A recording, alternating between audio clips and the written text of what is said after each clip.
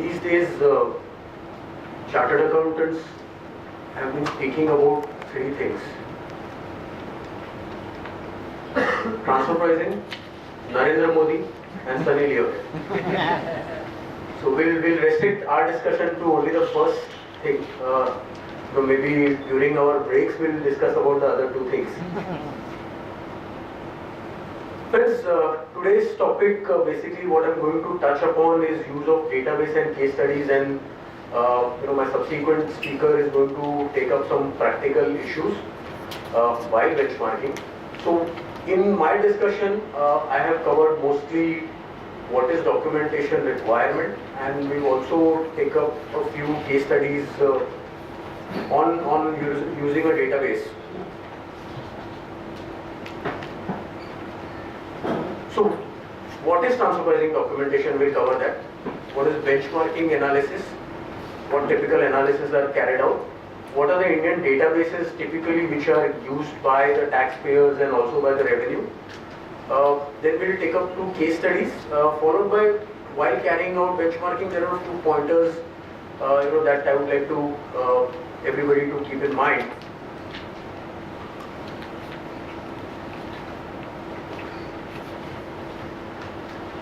In this presentation, when I use the word international transaction, for documentation purposes and benchmarking purposes, it would also include specified domestic transactions. So while I have not modified the presentation to each time repeat international transactions as well as specified domestic transactions, but it equally applies for specified domestic transactions as well. Specified domestic transactions may have separate challenges, but for documentation and benchmarking purposes, we'll consider them as one, though cases and case studies may differ. So what is transfer pricing documentation? Or where does transfer pricing documentation come into being? Or how is it that it is mandated? So section 92D prescribes each person entering into an international transaction, and again, for the sake of repetition, when I say international transaction, please also include SDT, to maintain certain set of documentations which have been prescribed by Rule 10D. Now, this is something generic of what kind of documentation which is maintained, which pertains to the transaction, which pertains to the characterization of the transaction and the evaluation thereof, and finally the transfer pricing audit related documentation. And when I say audit, I don't mean audit carried out by chartered accountants. In international terminology, when somebody calls audit, it is basically the assessment that is carried out by the revenue authority. So when I am referring to transfer pricing audit, I am referring to the audit or the TP assessment. So transfer pricing audit, so about the justification, representation and litigation. So when we say international transaction related documents, what we mean by is the policy related documents and the transaction related documents and other general documents which we will discuss subsequently. For the purpose of characterization and evaluation, various documentation like identification of transactions, tested party determination, FAR analysis, method determination and economic and functional adjustments, and finally the benchmarking. Typically, what is the process that we follow within our firm for the year-end documentation is planning. First, we understand the background, and even if this client is a repeat client or your continuing client, still understanding the scenario, the changes that have happened, not just with the client but also in the industry, it's very necessary to understand because these have implications on your benchmarking as well as the documentation to be followed. So after discussions, we make a plan of how to go ahead about each part of the transfer pricing documentation process. First stage followed by planning is gathering information, where we do interviews, questionnaires, management discussion, characterization of entities, previewing of agreements. So this is basically information gathering exercise followed by comparability analysis or comparability data, which consists of collecting data and then benchmarking or comparing and making adjustments. And finally, after all that, most important thing is documenting the entire process. What is key here is documentation, because the tax authorities have been given superpowers like traveling back in time. So you are the one who undertakes the transaction right now, but tax authorities after 4 years they revisit the transaction to benchmark it, and they have a lot of more data available with them. So the only or the most important thing for you to defend yourself is the documentation. There is some good guidance available internationally on documentation. Transfer pricing is not new. Maybe in India also now we've completed about 14 years. We are about to complete about 14 years of the transfer pricing regime, and we've already completed 8 rounds of transfer pricing assessments. So it's not new. Getting settled in India, still a lot of things yet to see. A lot of controversies have just begun. So we'll see them judicially being settled over a period of time. But India is now getting ripe and interesting in terms of transfer pricing. Not just the Indian taxpayers, but international taxpayers are also strictly following the Indian court decisions and what is happening and what is the tribunal saying in relating to transfer pricing. So when we say documentation, you could refer to the OECD guidelines, which is primarily the Indian transfer pricing guidelines or Indian transfer pricing law is primarily derived from the OECD guidelines. You could also refer to the EU Code of Conduct on transfer pricing documentation, the PATA documentation principles, and one of the most interesting things in transfer pricing, what I really saw is the Australian Tax Office.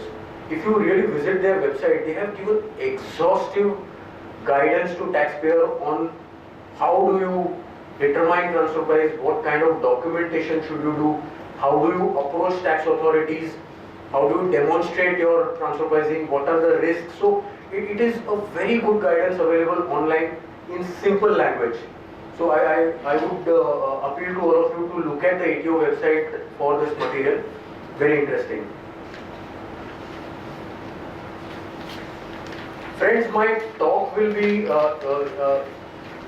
flowing and maybe at times very general and at times very specific. If you have any questions on a particular topic, stop me there and then and ask instead of keeping it later on where we'll have to revisit. So please feel free to stop me. As we discussed, what is the requirement? What is the law? What does the law say that you need to maintain in terms of documentation? It categorizes, or it rather, what the law says could be categorized into 3 types of documentation: entity-related documentation, transaction-related documentation, and pricing-related documentation. So about your industry profile, group profile, company profile, this is all required and can be classified under entity-related documentation. Transaction-related documentation would more so deal with the FAR, the terms of transaction, the agreements, the invoices. The pricing-related documents could be more on the economic analysis of how the prices were derived, the pricing policy. All these things are to be under the pricing-related documentation. This rule exempts taxpayer with international transaction value less than 1 crore to maintain documentation in specified format or the specified documentation. However, this does not exempt any taxpayer having an international transaction from not maintaining documentation to enable him to prove to the tax officer that his transactions were at arm's length. So even if the transactions are below 1 crore, you still need to demonstrate that they are at arm's length if the tax officer so asks. So although you are not mandated to maintain this documentation, you may still take guidance from these. Documentation is to be maintained for a period of 8 years and has to be produced before the tax officer within 30 to 60 days from issuance of notice. Now, But this 30 to 60 days is how do you get? basically this is what has been prescribed in The Act. 30 to 60. Yeah, 30 stroke 60 days from the date of receipt of notice. The next 30 days, he have to request, then they will extend the period to submit. Yes. But this is the choice of the officer if they Absolutely. So you are mandated to furnish the documentation within 30 days of notice, else the penalty proceedings may be initiated. Now typically, how do we segment our files? We have a master file which is more long lasting and is just updated for necessary changes, which consists of the group related information, the general information and the policy related information, which is not subject to frequent change. Then we have transaction file, so similar to what we've discussed earlier, and a TP study. So TP study is not just documentation. So just TP study is not documentation. There are many things beyond this TP study which form part of documentation. So this whole set forms part of documentation. And there are TP audit file typically. So TP study only talks of what does TP study cover, that also we will discuss. Now one of the very interesting things that Indian transfer pricing law has is that the Rule 10D4 requires the information and documentation specified under Rule 10D should be so far as possible be contemporaneous and should exist latest by the due date of filing of return of income. I'm sure in your first day this issue would have been discussed. What is the meaning of contemporaneous? Has this been discussed? Okay. Contemporaneous is something, as the law itself has said, it should, it is by dictionary meaning, what it means is at a particular point in time, or when the event is happening, something happening at that time is called contemporaneous. So when you say contemporaneous documentation, what means is documentation generated or available at the point of transaction itself. And the law extends, so documentation should be contemporaneous and it should exist latest by the due date of filing of return of income. So when do we really test or start collecting documentation? Typically, if we see the company generates the documentation contemporaneous to the transaction. So there are documentation like agreements, invoices, negotiations. All these documents are being generated at the time of transaction. And what do we do before filing of return? We do a benchmarking study to find out whether the transactions were really carried out at arm's length or no.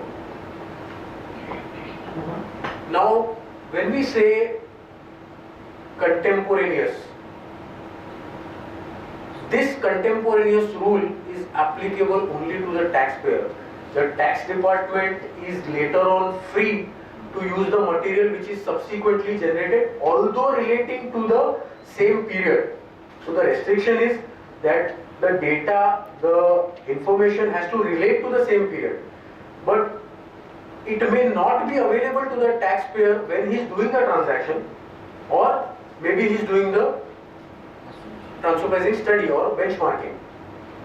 So there is this anomaly which courts, the tribunals have decided both ways. Initial decisions were more in favor of the taxpayer, saying that transfer pricing officer cannot use data which was not available. But of late, the thinking has evaluated that what is meant by contemporaneous, that the data should be for that period, and even if made available subsequently, you should give it to the taxpayer for him to defend himself and see if he so. It has now boiled down to that they are using lot of data which was not available to the taxpayer either when he was doing the transaction or when he was doing the benchmarking study. Now what happens in this case? Say tomorrow if the transfer pricing officer uses such data to make certain adjustments and maybe succeeds in the adjustment. Is your documentation, that exercise that you really did, really helpful? Yes, it is helpful to save you from the penalties. I'll discuss that when we come to penalties section.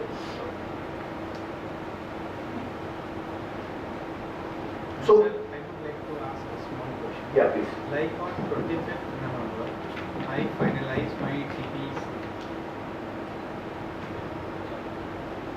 Like on 25th November, I finalized my Form 3 CEB. I calculated arm's length price and I uploaded it. Now, by the next 5 days, some few more companies has been added into the database, and I have not calculated and I have not visualized that these 5 more companies could change my arm's length. So I'm just extending your discussion and statement which you have earlier given, that could TPO say that you have calculated till 25th, but I will take next 5 days because you know that it is not bound that company should submit their balance sheets up to 30th November. After there also few companies come into the database. So how we defend ourselves? And the people says COF file, you can save a COF file of Provis or Capital Line, you can save it and show it. Would TPO accept this argument? This, we have dealt with this in each and every case. In fact, when we do a benchmark, we also, maintain those set file and what was the data available. So we cut a CD for that and also have a CD with the client. But so far, not in a single case have we succeeded to, say that okay, you cannot take the companies which came into the database later. Now let me tell you a simple thing. When the transaction was being carried out or when the price was being determined, were these data available? No. Were your profits available? No. So when you are doing a transaction, you have to create sufficient documentation to demonstrate that your price determination and the transactions were at arm's length. Now, just because your profitability analysis is adverse, probably you need to do a deeper study and find out why it is adverse. But in the first instance, by 25th November or 30th November or maybe 31st December or when the AO is doing search, is that really going to affect or change your prices, your policies? No. Now, a lot of companies come to us and ask us that, in post facto when we are doing TP study, please confirm that our transaction are at arm's length. So, when we go and ask them for documentation related to policy, related to their negotiations, basis of their pricing, what we are asked is, for doing a net margin analysis, why do you need all this? So while net margin analysis is just a method to confirm that your transactions are at arm's length, but just by meeting the net margin analysis also doesn't mean that your transactions are at arm's length. It is just a way to demonstrate, yes, that the transactions are at arm's length. But real documentation is your transaction related documentation, your policy related documentation, your pricing related documentation. How did you base these prices? When you really did these transactions, did you do a study then? If you've done a study then, that should also be of good help to argue that what we really mean is when I'm deciding the prices, what were the prevailing conditions?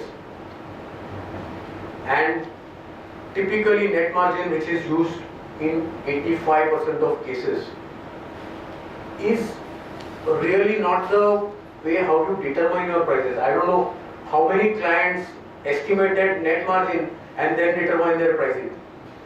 Pricing is determined by market factors, by competition, by what are others doing.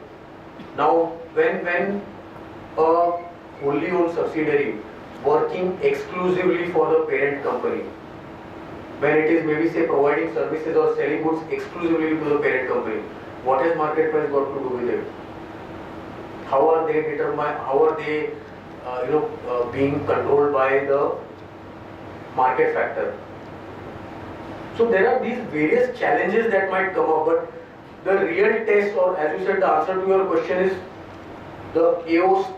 Even if we say that AO are not allowed to use it, or the law says that documentation has to exist, but assessing officers are using it, and the tribunals have been upholding their positions also. So maybe after doing that, he has to give you a show cause of why he cannot use that data, to which you have to try and defend yourself and try and do various analysis of how those companies cannot be excluded. But mind you, when you do these analysis, these tests would also apply to the comparables that you have selected. So you cannot just apply these tests for rejection to just AO's comparables. If the same tests have to be applied to your comparables as well. During the course of TP audit also, TPO insists kindly update your TP study. Sure. The meaning of their updation means, like in my TP study I have selected 4 comparables. Now if I update, it might possible 2 more companies would add it. So that might change my position by means myself also. So it become very awkward position for me to justify my claim before the TP. I completely agree with your position, but that is why the arithmetic mean comes into the play. Maybe arithmetic mean is not the best of the methods. Internationally also it has been criticized a lot, and more progressive countries use interquartile ranges, which has been recommended to CBDT by the transfer pricing practitioners quite a lot of times, but unfortunately the law is the way it is. So when these two companies, if these companies are probably of extreme comparables, and then they change your stance, maybe you need to do a deeper research of why they are showing extreme profitability. So maybe that is one of the helps that you could do, but otherwise, you really have no choice left. I mean, to practically conclude it, if you do not do a fresh search, maybe the AO will do a fresh search, and his comparables could be more rigorous than your comparables.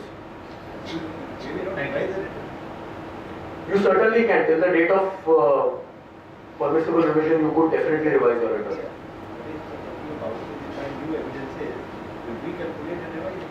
Yes. Now one more thing. By the time the transfer pricing assessment happens, your due date for revision of return is already over. So you can just submit offer it as income before the AO, and try and save some penalties for you. Suppose an honest taxpayer comes to our office in the month of March and says that we are planning to have transactions with Capsule Software Development Company in India, and I want to fix the price. What should I charge? So here the client is asking us, he wants to fix the price. So is it possible to do a TP planning study based on the data of 3 years, that what will be available now, and say that I have determined my prices based on this, and therefore the multiple year data can be used, because even as per Indian TP regulations, we can use the multiple year data if it has an influence on the determination of the transfer pricing for the current year. So this is a classic case where the price itself is fixed based on the earlier year data, and therefore there is an influence. So whether this position is correct and whether it is upheld in the legal decisions. I would say this is yes, one of the correct things to do when you are advising your client. How true it holds while justifying your transfer pricing, I'm not too sure, because that depends on the results. But it can definitely save you from penalties if at all there is addition, because you've done some due diligence, you've done some check by which you can demonstrate. And interestingly, in this case, I would like to point out, when you did mention 3 years data and whether it can be used, cannot be used, the law itself says, I would say when you are advising your client on fixing prices, how many years of data should you use would depend on the industry and the life cycle of the industry and at which stage your client is. If you are in an industry like technology, I mean, I'm talking of a hardware technology, that industry is evolving every day, every year is a new year.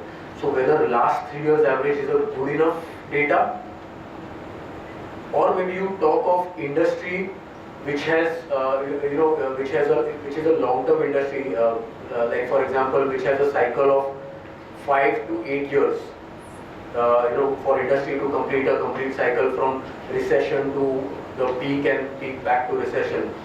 So I would probably want to analyze data for a particular cycle and take an average of that while determining or advising on the pricing. For something where you do not have any guidance, how is 3 years worse off or better off than a 1 year data? Maybe just that it helps us average out over a more period of time.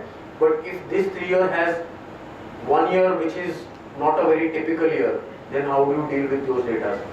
Plus, what the law says, using 3 year data if it has impact on the transaction or pricing of the transaction.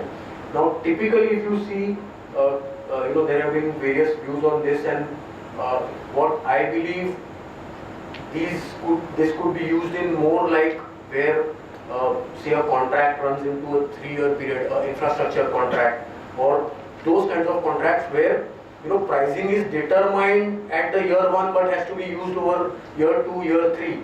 So the analysis that you did for year 1 should be equally held good for year 3 because this is a contract which you already entered.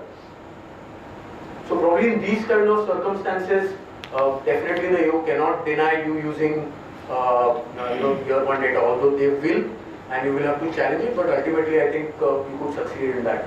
So restricting it to 1 year, certainly not advisable. 3 years, good enough, but the best is to find out about the industry cycle, the life cycle of the industry, and which stage you are at. These things are more, economics than math, and which, considering the fees the client pays us, we may not want to get into that. So, but that's not just, I would say. So we discussed this, what are the issues, contemporaneous documentation related, the availability of data while entering into international transaction or due date of filing of return of income, and now the extended due date in transfer pricing cases. Earlier, people were finding it challenging if the return was to be filed by September, when actually no data is actually available. Maybe you will end up with 1 comparable, 2 comparables, those being the listed companies. But how would that really help? So the law actually extended the deadline, but by extending the deadline, it's not of a great help because a lot of companies still continue to file their returns later, and thus the data is being updated a little later.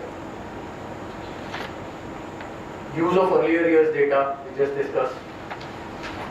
Updation of database and fresh search by TPO, we discussed about this question. Restatement of financials, we have seen that not just in 1 or 2 cases, but now so in 3 or 4 cases, where the financials were restated. Now when you actually did your TP study, for example, when somebody did a TP study in 2005, they used, for an IT company, they used Satyam as a comparable.